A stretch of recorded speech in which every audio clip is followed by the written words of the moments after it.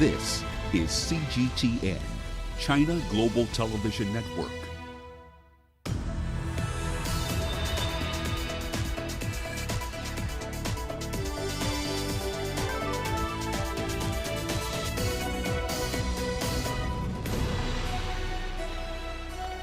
Hello there and welcome to Global Business Insight into Africa's business and financial markets. I'm Uche Okoronkwo coming to you from Kenya's capital, Nairobi. Let's start with a look at the markets. Now, record stimulus measures and optimism about COVID-19 vaccines continues to drive investors towards risky assets today. As a result, MSCI's index of emerging market stocks surged about 1.3% to 13-year highs. South Africa's main stock benchmark rose for a second day. It was boosted by a rebound in NASPER shares and its unit process from Monday lows. Now, precious metal miners were also up today. Anglo-American platinum climbed almost 3% on the day. In Nigeria, the NSE All-Share Index recorded its highest return. It rose about 45.7% this year. Now, traders say appetite for equities has been boosted by Traders Day's share buyback program due this week. Now, also coming up on today's show, Bitcoin is back in full swing, hitting record highs of 28,000. Boeing 737 MAX flights are flying high once again after a 2-year halt. And South Africa's strict nationwide lockdown breathes life into the online sector.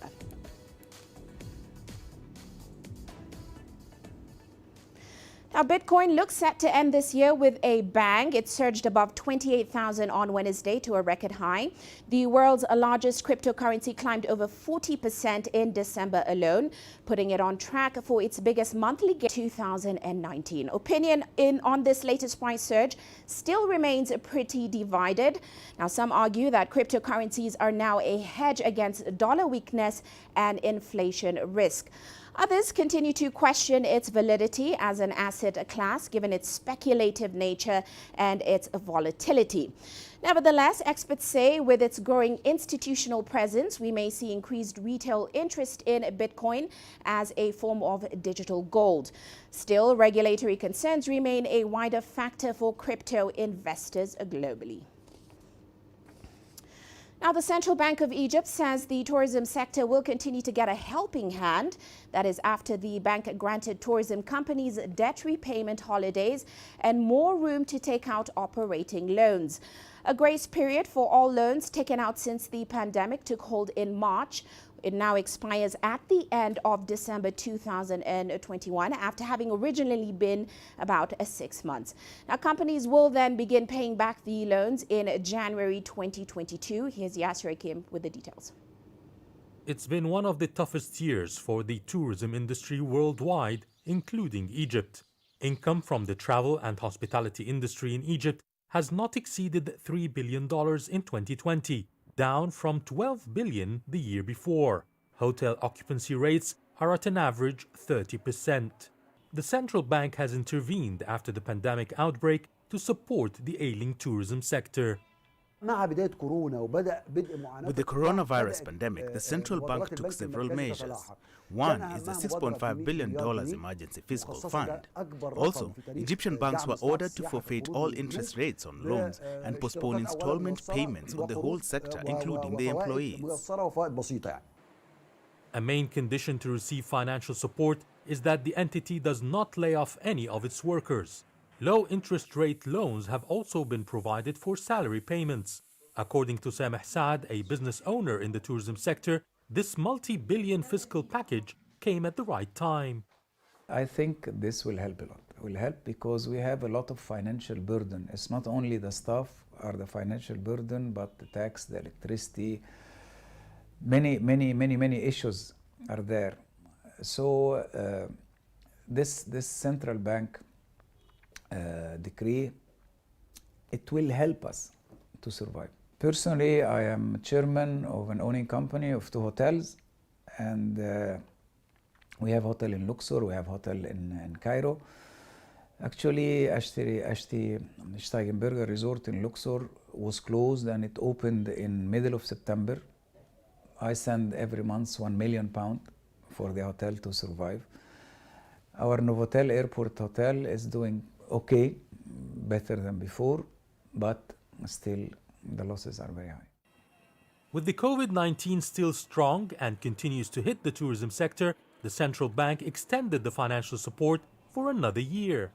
This is very good because the problem for me now, as we see the whole financial and the whole economical situation is very slowing down. We depend 75% from our income comes from Europe, European tourists, and Europe is hit very badly. So even when they cut now the vaccine and the movement will slow, we are expecting that movement will start to be better maybe in October 21. And I need this grace period so I can start paying my debts because I need to survive from now until October. Experts have also commended the extended support provided by the CBE. قرار الدعم نفسه وقرار مد الدعم هو قرار ذكي جدا وقرار اقتصادي. The decision to extend support is 100% correct economically because income from touristic activities accounts for more than 10% of the GDP and its main and the highest source of the hard currency for the state. It's crucial to keep this industry floating during tough times so that dividends would be very high for the country when things go back to normal. Now hope lies on the effectiveness of the different vaccines to reduce the spread of the virus and enable aviation and tourism to resume at pre-COVID levels. Yasser Hakim for CGTN, Cairo. Now, the COVID-19 vaccine has been sparking controversy in the Muslim world. There are concerns over pork gelatin, which is a common vaccine ingredient. Pork meat is forbidden in Islam, and many Muslims believe this includes any porcine material. Now, Egypt's Dar al-Ifta, the entity that issues religious edicts, said that COVID-19 vaccines are permissible according to Islamic laws. More details with CGTN's Adel El Merhoui. On top of safety concerns regarding COVID-19 vaccines, the Muslim world has an additional issue to worry about. Is the jab halal? Halal means compliant to Islamic law. The concern arose after reports that the vaccine contains pork gelatin. The Quran, the holy book for Muslims, forbids eating pork meat. We have two assumptions that the pork material, like fat, that changes its form and chemical structure so it becomes something else, and it's therefore halal to use. That is based on scientific and medical facts. The other option is that the fat didn't transform. It would still be allowed because there is a health necessity which makes it halal as well. In this case, though, it has to be transformed. Dar al-Ifta is the religious authority in Egypt concerned with investigating whether aspects of modern life are compliant with Islamic laws. Despite a halal certification from the body, many say they will not take the COVID-19 vaccine.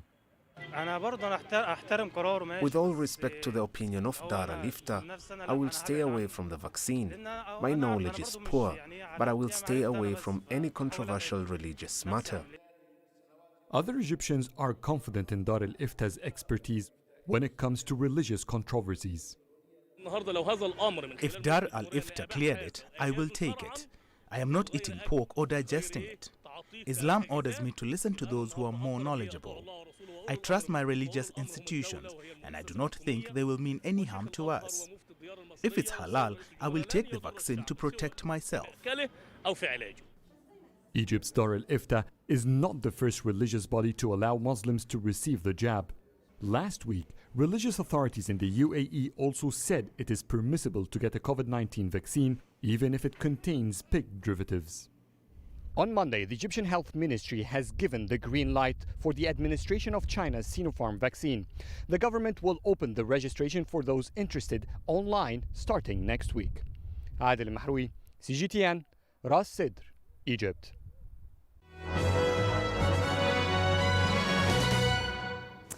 And let's turn our attention now to some corporate headlines. Kenya's Safaricom has stalled plans to launch the country's first fifth-generation mobile internet service.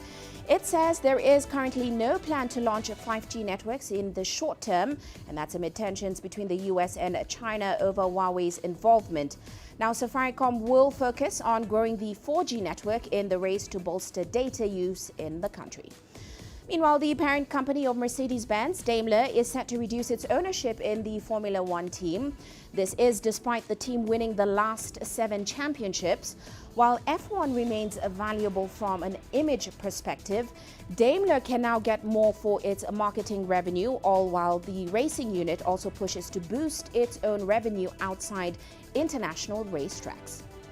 And Boeing's 737 MAX has resumed passenger flights in the U.S. with an American Airlines flight between Miami and New York. This comes after regulators grounded the plane in March 2019. That's following 2 separate deadly crashes within 5 months. We'll bring you a detailed report on this story a little later on in the show. And shares of Apple have rallied to an intraday record, continuing a year-end surge that cemented its lead over Amazon as 2020's best-performing technology stock. Now, Apple advanced 16% this month, and that's amid signs of strong demand for its iPhone 12 model and optimism about its self-driving car efforts. That is a look at our corporate headlines.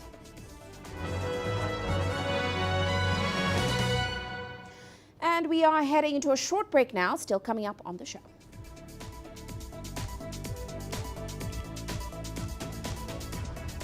We'll be looking at how the cargo sector has helped boost Kenya's aviation sector, as well as Nigeria's plan to build 300,000 homes for low-income earners.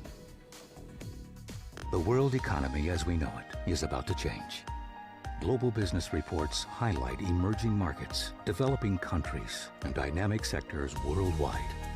We feature top analysts and newsmakers to provide perspectives on every facet of business. From an on-the-ground perspective, we provide you with balanced and objective assessments. Fast, sharp, and insightful. Global business, only on CGTN. Every story starts out like this. Okay, we'll head up now. Beyond the rush of the numbers, there's always a more fundamental question. What happened? Who has been affected?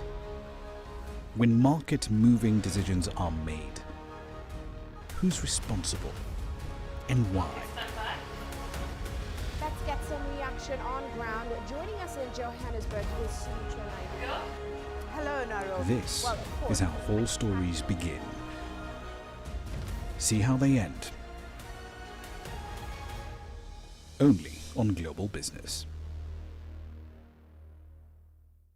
With a contraction of 3%, 2020 is the worst year on record for sub-Saharan economies.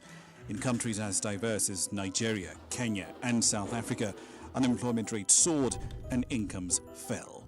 2020 was the year when the continent's first pandemic-era sovereign default happened, reminding Africa about a long-ignored debt crisis.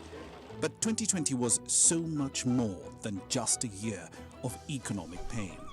Join us as we explore the highs and the lows of 2020 and what lies ahead on Global Business Africa. There's more to this place than just glorious landscapes. There's more to it than just, say, Table Mountain or glorious, endless salt flats. There's more to it than countries that are home to some of the deepest mines in the world. There is so much more to this place, even if it is home to some of the finest diamonds on the planet. It is the sheer diversity of the people who call Southern Africa home and the relentless drive to make it a better place that make it so special. And we know that because this too is home.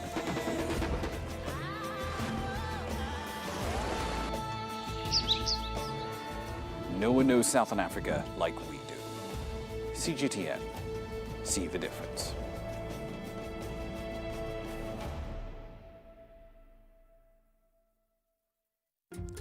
Africa is the nexus of enterprise, and Global Business will tell you why it matters. From the mega investment projects to multi-billion-dollar mergers and acquisitions. Africa today collects, just in terms of revenues from taxes alone, $545 billion a year. If you take 10% of that and you devote it to the energy sector, problem solved. All this on Global Business, weekdays at this time on CGTN.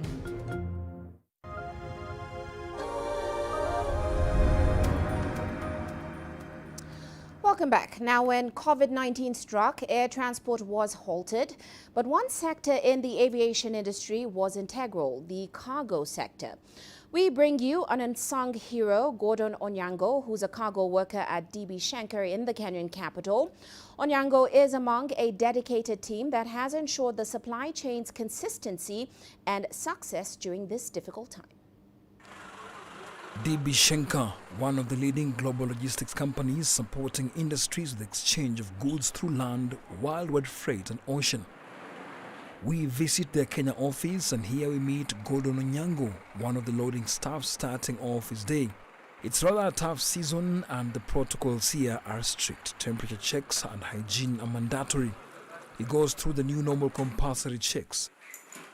Heads to the safety room for his reflector, then he heads straight to the office for a handover brief from the night duty teams. He gets a short briefing from the air freight operations manager and heads straight to action.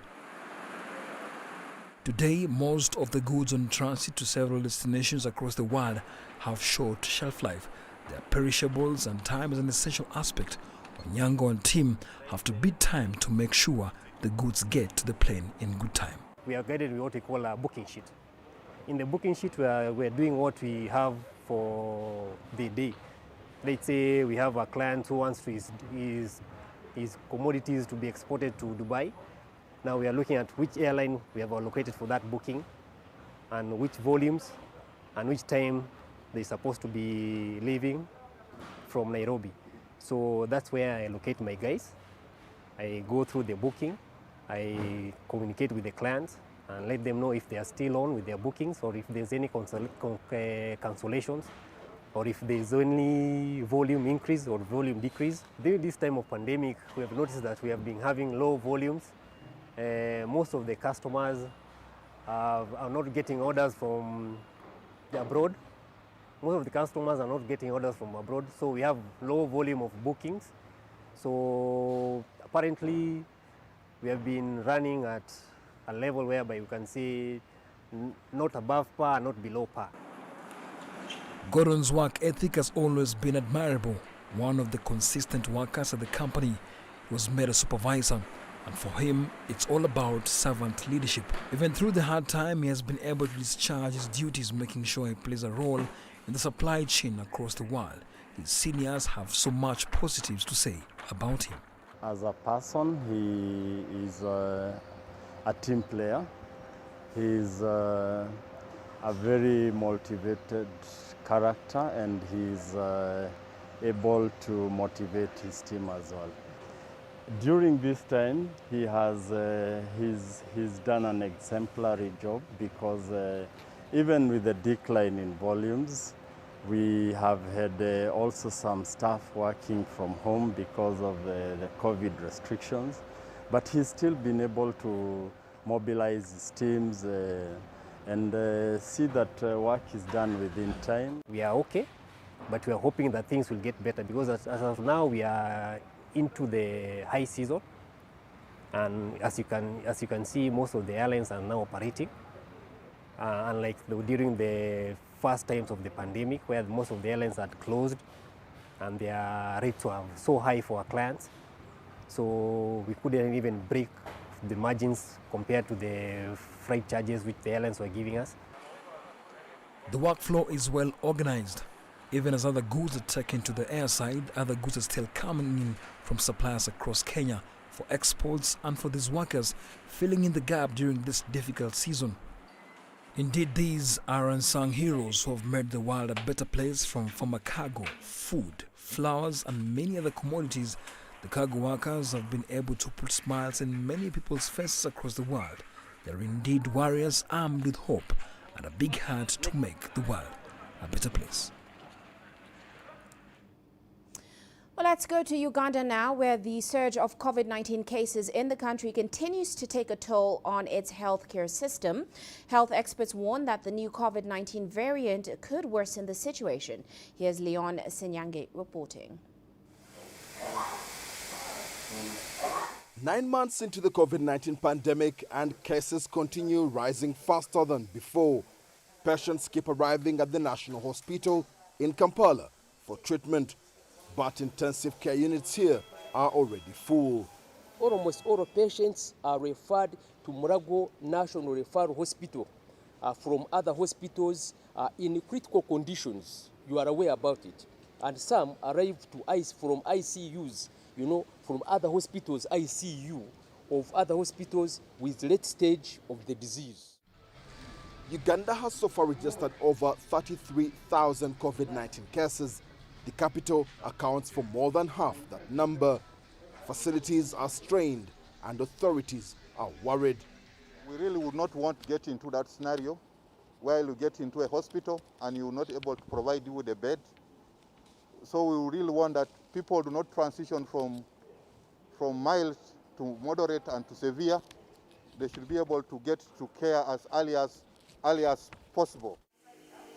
Adding to fears over the surge in cases is the new variant of coronavirus, already reported in South Africa, and spread to Uganda would pile pressure on its healthcare systems. At the moment, our health system is performing to the extent that we still need to improve, whether there's a variant or not, and we'll benefit from improving it. Health authorities say the country is in the process of procuring over 35 million doses of the COVID-19 vaccine. About 9 million Ugandans will be inoculated in the first phase. The vaccines will be available early next year.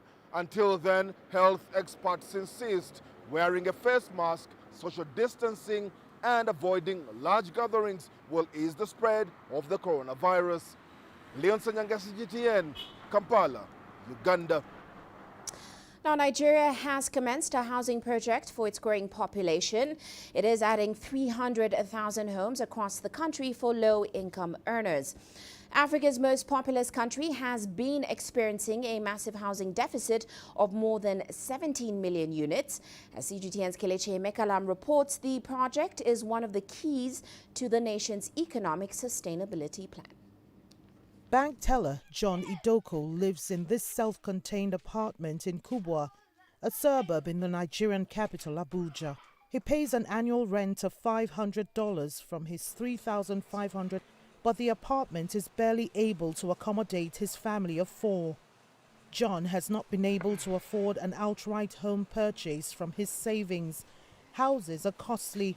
Majority of them are constructed by private developers who are out to make their profits. But his dream of owning a home may soon come true, as government is set to launch a housing project for low-income earners. If truly what government is saying, they are going to do it according to what they said, I'm ready to key in with the amount of money I earn monthly. I've keyed into some housing scheme that at the end of the day, I discovered that I cannot afford it. At times, a room and a parlor, they will give you for 15 million, 20 million, as the case may be. Audit firm PricewaterhouseCoopers puts Nigeria's housing deficit at 17 million units, and the country would need to construct 700,000 houses annually for the next 25 years to close the housing gap. Now, government is investing in a mass housing program across the nation. The scheme is targeted at constructing 300,000 homes. Our biggest problem in Nigeria is to sustain a program. We believe this initiative will go in a long way to solve the economic problems of Nigerians. Because in every economy, most especially now that we have recession around the corner, I think the government is in the right direction. We only want the government to sustain. Among other economic benefits, the project would also create over 1.8 million jobs and encourage local manufacturing. At least 90% of the inputs into these houses will be locally manufactured. So here you see the windows, the doors, the paints are all made by Nigerian companies. So some of those manufacturers will now need to go and employ more people to be able to meet the order for a mass housing program. We launched the online portal, which ensures that everybody goes on and log on there and we can trace which house is going to who. With this government housing scheme, it would cost about $5,000 to purchase a home, and the flexible payment schedule makes it very affordable for minimum wage earners. The scheme is accessible to citizens who've never owned a home and have means to repay the mortgage. Kelechi Emekalam, CGTN Abuja, Nigeria. Meanwhile, Tunisia has extended a nighttime curfew until mid-January. This is in a bid to tackle spiking coronavirus cases. Now, the move comes amid growing discontent and anti-government protests in the North African nation. Adnan Shaushi with the details. Health authorities in Tunisia warned that gathering for New Year's Eve could cause a sudden surge in infections and deaths, while hospitals' intensive care units are saturated with COVID-19 patients. We will not lose anything by not celebrating New Year's Eve this week, but we could lose so much more if we do celebrate it and ignore the prevention measures. All public gatherings, concerts, and celebrations are banned to save lives. For weeks, Tunisians have ignored our advice. Now the number of deaths is on the rise. At least 75 people are hospitalized every day. Restrictive measures imposed during the winter and holiday season could further complicate the situation. Analysts assert that at least 27,000 permanent jobs, as well as some 12,000 temporary and seasonal jobs, were lost in the tourism industry due to strict health protocols and travel bans. The tourism industry in Tunisia is one of the most affected sectors by the pandemic. Tourism revenues are down by 66% in 2020. Tourism growth will not exceed 33% in 2021. The losses are enormous, and the measures to contain the pandemic have devastated the tourism industry. A recent study conducted by the private sector has shown that over 72% of Tunisians reject the new measures imposed by the state because they will have social and economic consequences on millions of citizens. The situation is very difficult on all levels. I hope the new measures will really save lives, but in the meantime, many families are pushed into poverty. Who's going to help those in need? The state imposes restrictions, but ignores its social and economic consequences. According to the latest report published by the Scientific Committee at the Health Ministry, the number of recoveries reached 102,000. Out of 133,000 active cases, 6,706 patients are currently hospitalized, including 332 in intensive care units and 109 on life support in public and private healthcare facilities. Prime Minister Hisham Mashishi has called for intensified control campaigns this week to ensure compliance with the law and to report violators of the decisions of the COVID-19 task force to prevent the spread of the virus. Over 10,000 policemen will be deployed for this operation. Adnan Shawishi, CGTN, Tunis. You're watching Global Business Africa. We're going to take a quick break now. Still to come.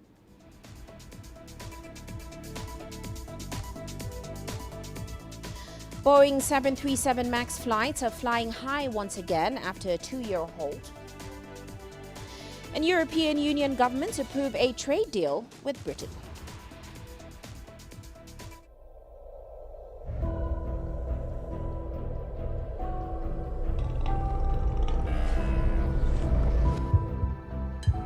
It's just taken me completely out of my depth, but at the same time it's exciting. It's new, it's different, it's a challenge. It's really exciting.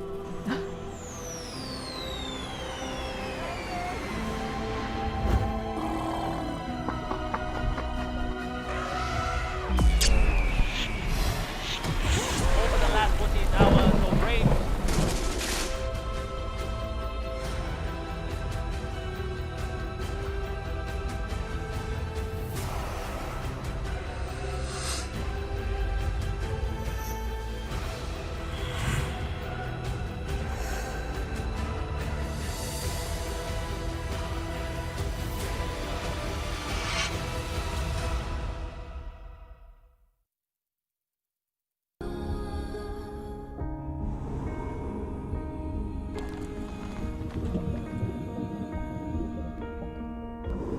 no war. No one again he can hold in guns. Machine guns from police forces toward the protesters.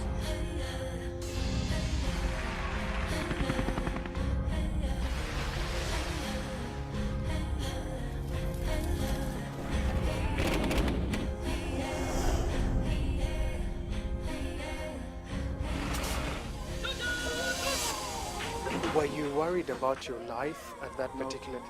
Not at all.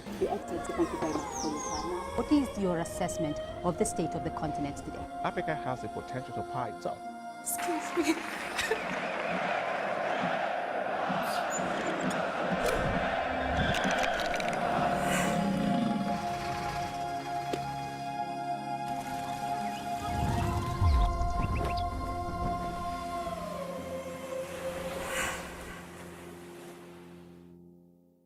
Business in Africa is at a crossroads. We celebrate those who are adopting and thriving despite the challenges, from grassroots to big businesses. Global Business takes you along for the ride as we track the making of a giant. Only on CGTN.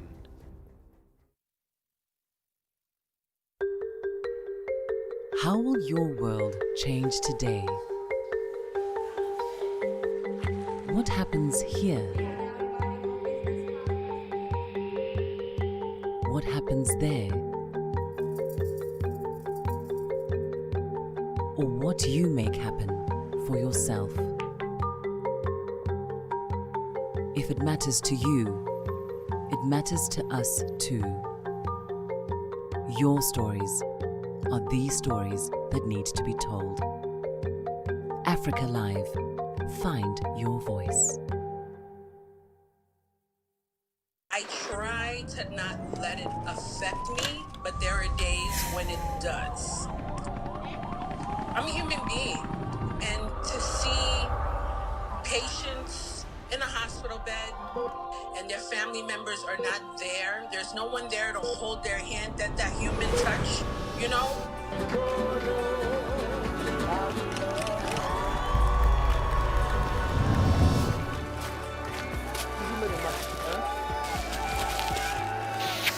I just hope everyone can remember that the situation is not permanent and that everything will get better eventually.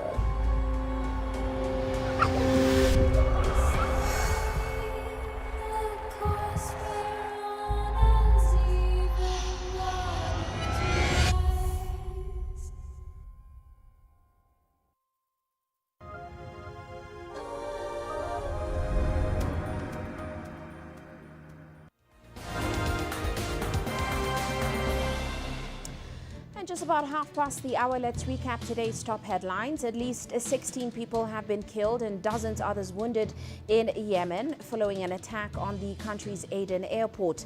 Now, loud blasts and gunfire were heard after a plane carrying the newly formed Yemeni government arrived from Saudi Arabia. Prime Minister Ma'in Abdul Malik, as well as the Saudi ambassador to Yemen and other cabinet members, have been safely transferred to the city's presidential palace.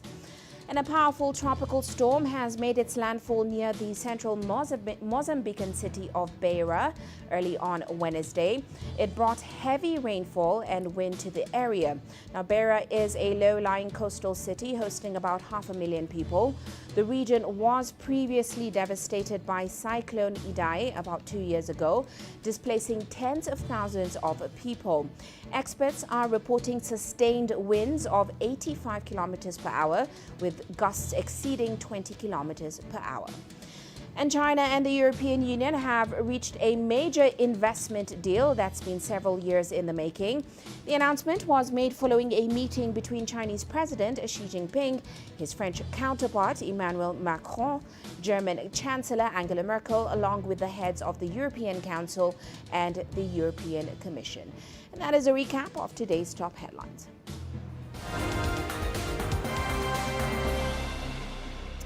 Now, as I mentioned earlier, U.S. Boeing 737 MAX passenger flights have resumed on Tuesday after the jetliner was grounded in March 2019, of course, following 2 deadly crashes. Here's Owen Fairclough with more.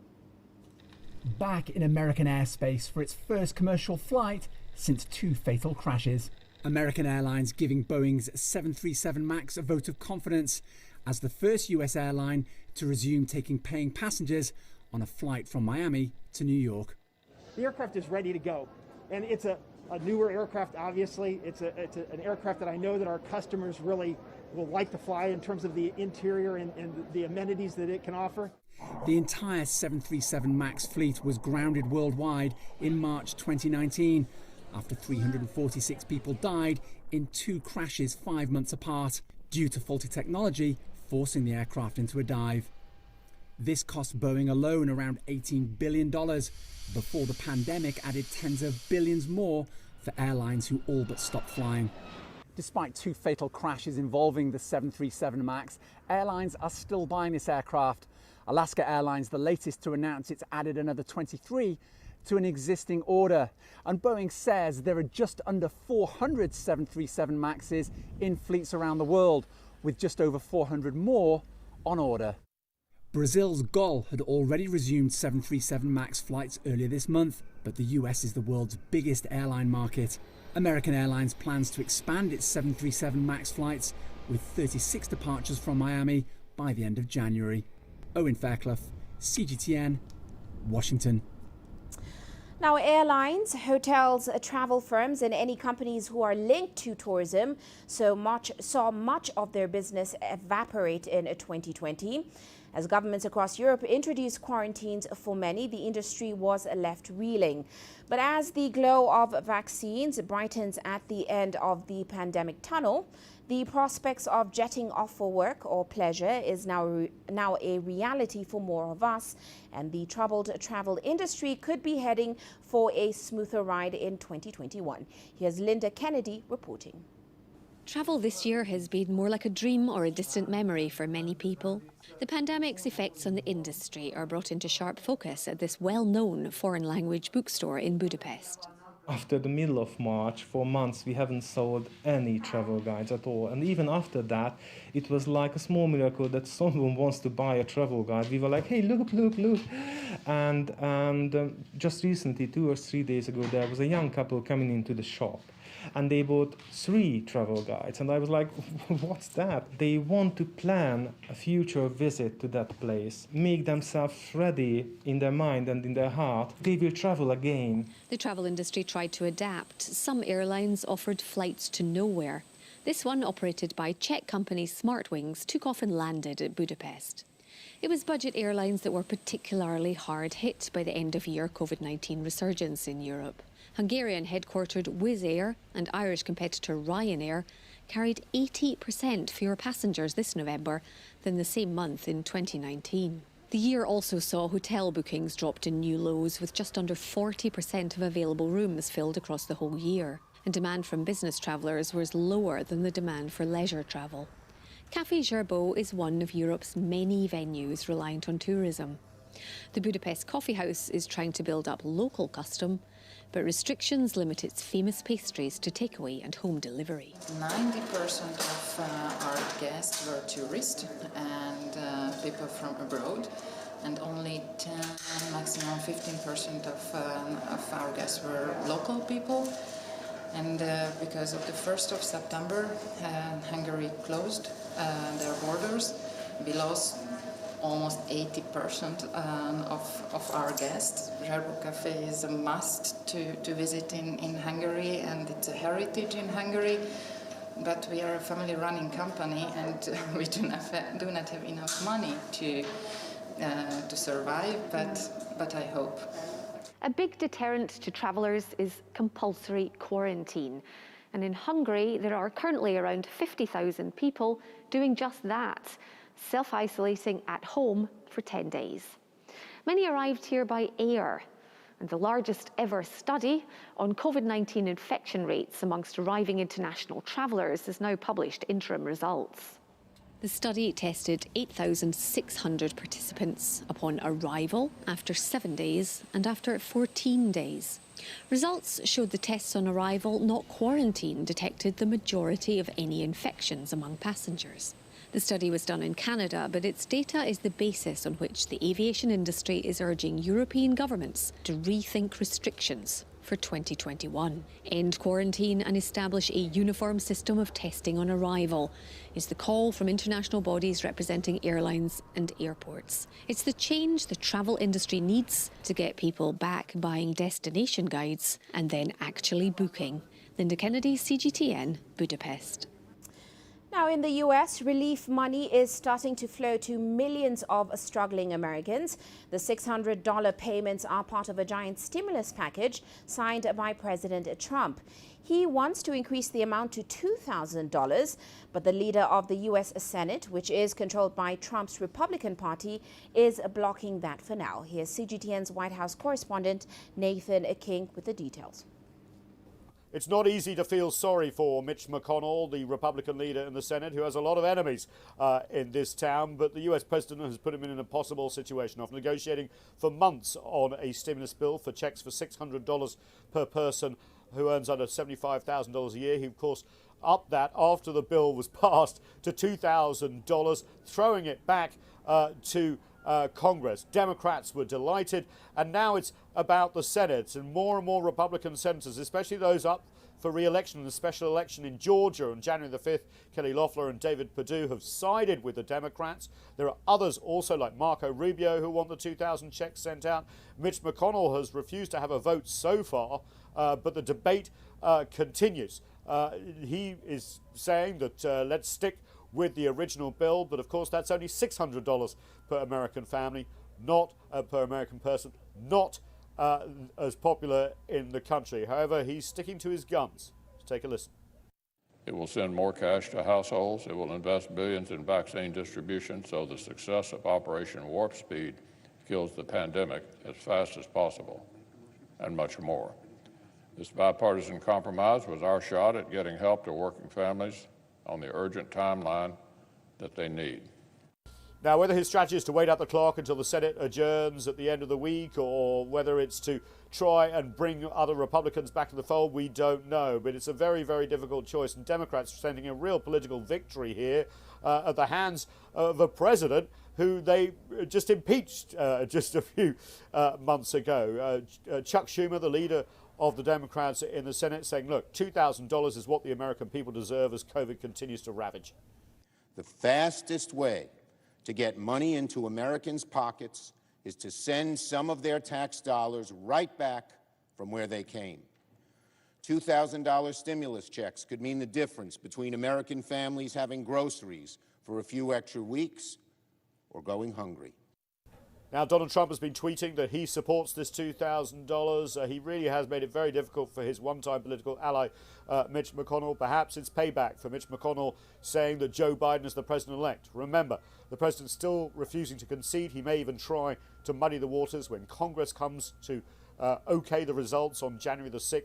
He thinks he may be able to overturn it. Most congressional leaders don't want any part of it whatsoever. Meanwhile, the Biden transition team are still having problems getting the information they need to take office on January 20th, complaining that the Pentagon is not cooperating with them, as well as other agencies. It's just about 3 weeks until President Trump is due to leave office. It's going to feel a lot longer than that. Nathan King, CGTN at the White House. And now let's head to the central city of Wuhan, once the epicenter in the country's coronavirus outbreak, which saw nearly 4,000 deaths and went through an 11-week full lockdown. CGTN's Zhu Xiaxian has been looking at how it is bouncing back. The green light for night markets and food stalls to open from May sparked Chen Chuan's idea to start up a hotspot booth, a catering business chain to his seafood line that was greatly affected in the early stages of the pandemic. This wholesale market was where the 32-year-old worked for a decade. On January 1st, it was closed soon after China's first cluster of COVID-19 cases reportedly related to the place emerged. The cases caused a panic, and we were terrified. Orders dropped by about 80% from restaurants. I still had goods worth about $20,000 inside, but none of us were allowed to enter, even to remove our product. Chen says his dilemma wasn't the worst. And the shutdown of central China's biggest seafood whole market was just the beginning of a tragedy for catering industry. On January 20th, the country's top epidemiologist warned of people-to-people transmission, advising no non-essential travel to Wuhan. The next day, turnovers in the city restaurants started many, including Chen's now business partner, and owner of 2 Japanese barbecue restaurants. It went from 0 to not just my restaurant. I'd say almost all roadside restaurants encountered a turnover of 0. Those inside malls may have a few. I was shocked, lost, and helpless because I didn't know if or when and how this epidemic would end. Li says seeing the empty streets during lockdown saddened Wuhan natives like him. That's why he insisted on joining thousands of local volunteers to help dispatch medical supplies for frontline workers and necessities for those in need. Heroic efforts in China's hardest-hit city and support from across the country led Wuhan to emerge victorious within 3 months, with the lockdown ending on April 8th. In fact, Wuhan took 2 months longer than other Chinese cities to get back on track, and its recovery in consumer market was a bit more cautious at the first. There was no immediate release of pent-up demand here. People were not completely sure the virus was gone. The economic situation wasn't very good, and the turnover was just about 10% of what we normally approach. So you could say the opening of our restaurant in May might be even worse than when they'd been closed. To stimulate domestic demand and protect small and medium-sized businesses, the local government issued 2.3 billion yuan, or about $350 million of online coupons. This also included massive coupons for catering, shopping, and tourism scaled up in nearly 50 Chinese cities. Wuhan authorities also provided targeted prices with special loans, along with lowering and cutting rents and taxes. Cities around China had also reopened designated areas for night markets, roadside booths, and mobile vendors, which attracted Li and his friend Chen to start their nighttime business in June. It was beyond expectations from opening day onwards. Queues outside every day from 5 p.m. to midnight. Our business has reinvigorated the neighborhood. Wuhan's catering industry has recovered about its 70 to 80%, which is much better than I expected. So far, I'd say the epidemic fallout here is In Wuhan and across China, economists are already looking at issues from a post-epidemic point of view, given the country had put the health crisis under control by May. They believe policymakers did not waste this particular crisis by shoring up key policies, industrial chain, and digitalization. China, which the International Monetary Fund has said may be the only major economy to achieve around 2% of growth this year, continues its deeper reform and wider opening up strategies. However, experts note trade and pandemic uncertainties are driving the country's e-commerce, high-tech innovation, and further investments in new infrastructure. Based on numbers from Wuhan authorities, the city has been a good example of China's ability to turn this health crisis around, with its nighttime economy bouncing back and surpassing pre-epidemic levels of business. In the year to come, Chen and Li plan to expand the hot pot business to each district of Wuhan, the city they once fought for and are proud of, with its smell of hot dry noodles, snaking traffic jams, and beautiful views along the Yangtze. Zhou Jiaxing, CGTN, Wuhan, Hubei Province. Well, let's shift focus now and take a look at commodity markets. Oil prices gaining ground today on the back of a weaker dollar, as well as a decline in U.S. crude oil inventories, and as Britain approved another coronavirus vaccine. However, both Brent crude and WTI contracts were set to end about 20% lower. continued concern about coronavirus-related restrictions, which of course have weighed on fuel demand, were countered by some bullish factors. Meanwhile, gold prices were little changed today as investors watched U.S. Senate Majority Leader Mitch McConnell postpone a vote on increased pandemic aid.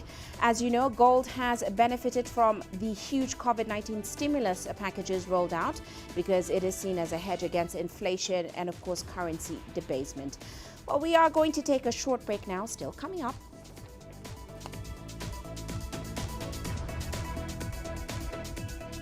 South Africa's strict nationwide lockdown breathes life into the online sector.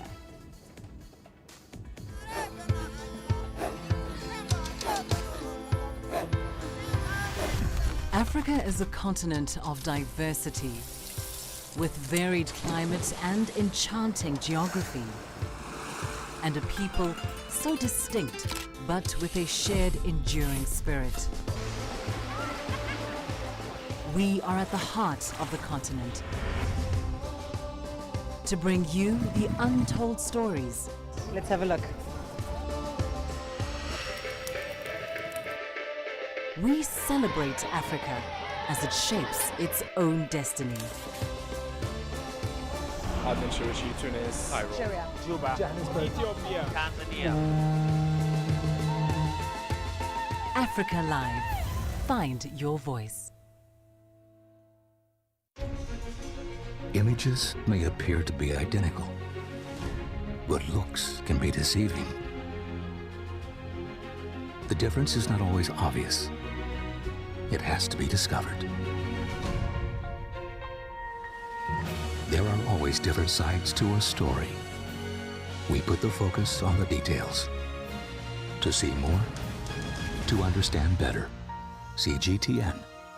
See the difference. You don't find the stories of North Africa by sitting on the sidelines. No one else will take you where we can in North Africa. And no one else will show you what it's all about. CGTN, see the difference.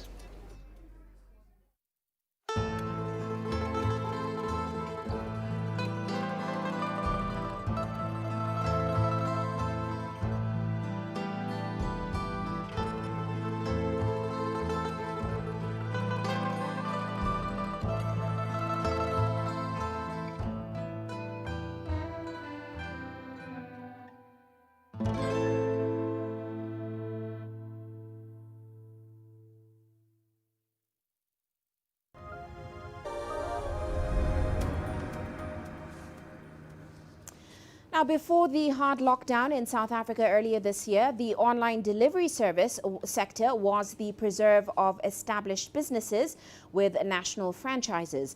But when the stringent lockdown rules were eased in the middle of the year to allow businesses with delivery services to operate, many had to rethink their strategies to remain in business. Well, Angelo Coppola takes a look at how the sector has been booming on grassroots tonight. The result was the rapid adoption of online and e-commerce operations, with new and established players vying for customers. The larger retailers very quickly understood that customers were using their mobile devices to find where to shop, where to get goods, services, and food. And therefore, the app became a critical element of it. And for smaller retailers, there was a very quick dawning of understanding that people were using WhatsApp in particular very actively to try to source information. The change in the way people shopped also encouraged new entrants into the market as the lockdown went into full swing. One fresh fruit and vegetable delivery service opened its online doors in March. We had a very big July. It really picked up in July where there was that people were scared again. And in December, it's been relatively quiet because a lot of people aren't home. But we have seen an increase in sales in the last 2 weeks since the second wave and this new variant of COVID has come into the country. Traditional marketing and business development techniques and approaches were turned upside down when the lockdown commenced. A new trend was how differently consumers had responded. Individuals turning to the likes of Facebook and WhatsApp to market their services, using WhatsApp as an ordering tool, but also a marketing tool to those customers that they established a relationship with. So it was fascinating to see how the market evolved rapidly. And it was really in response to where consumers were, as opposed to trying to get consumers to come to where they are. However, predicting how consumers will act in the foreseeable future is difficult, as this is mostly uncharted territory. I don't want to even predict it because we're going to be going into winter, March, April, May, and I see more people maybe staying home. Either we're going to go back into that extreme lockdown to try and contain everything, or it's going to continue as it is, where it's almost as though, and I hate to say, people don't care. They've become complacent. Entrepreneurs will find opportunities in the most obscure areas, including the fruit and vegetable home delivery market. And as we move into more lockdown with the COVID virus, more opportunities will present themselves. I'm Angelo Coppola for CGTN in Johannesburg, South Africa. And before we leave you today, here's a quick look at Africa's currencies. South Africa's rand strengthening marginally today. Now, market participants seem to be weighing the impact of a stricter lockdown locally, which was imposed on Monday, versus U.S. stimulus news. Meanwhile, Nigeria's naira depreciated against the dollar on the official market to close around 393 naira against the dollar. It also weakened on the parallel market as businesses resume after the long public holidays. It closed around 460 naira per dollar. Well, that is it for this edition of Global Business Africa. Remember, you can send your feedback to the contacts on your screen. You can also follow us on our various digital media platforms. From me, Uche Okoronkwo, and the rest of the team, thanks for watching.